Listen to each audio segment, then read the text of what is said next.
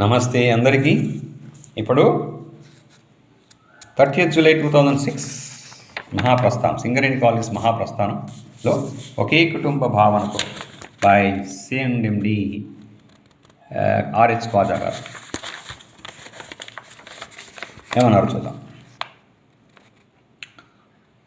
సింగరేణి మూతపడితే కార్మికులు ఉండరు, సిఎండి ఉండరు, ఉద్యోగి, కార్మికుడు, అధికారి ఇదంతా విధి నిర్వహణలో సౌలభ్యం కోసం విభజన మాత్రమే. సింగరేణిలో పనిచేసే వారందరూ సింగరేణీయులే. ఇదే ఆలోచనతో ఒకే కుటుంబం, ఒకే లక్ష్యం, ఒకే గమ్యం అన్న భావనను సింగరేణీలలో కలిగించేందుకు ప్రయత్నించాం. అదృష్టవశాత్తు ఆ ప్రయత్నం ఫలించింది.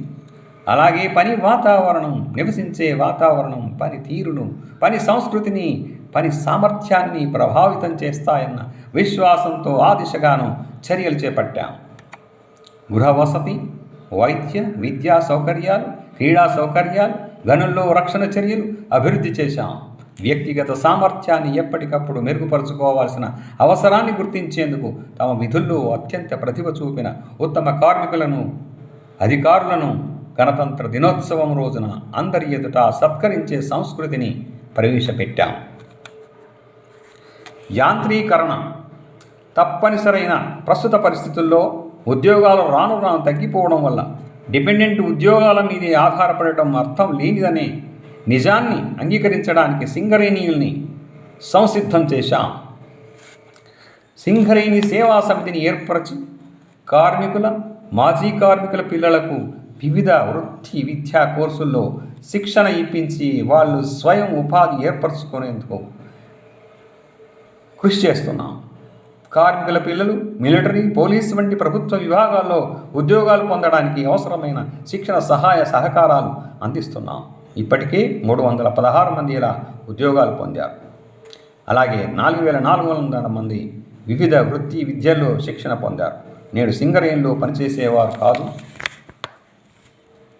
పనిచేసేవారే కాదు, వారి కుటుంబ సభ్యులు కూడా సంస్థ పట్ల తమ బాధ్యతను స్వచ్ఛందంగా స్వీకరిస్తున్నారు. సింగరేణి ఎంప్లాయీస్ వైవ్స్ అసోసియేషన్ సేవా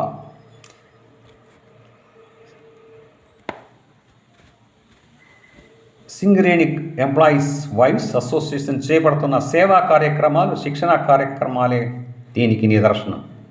మహిళా అక్షరాస్యత కార్యక్రమం విజయవంతం అవడంలో సేవ అందించిన చేయూత ప్రశంసనీయం.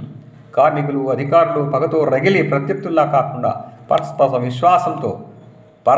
విశ్వాసంతో ఆత్మీయుల్లా ముందుకు సాగితే సాధించలేనిది ఏది ఉండదనేందుకు సింగరేణి సాధించిన విజయాలే సాక్ష్యం.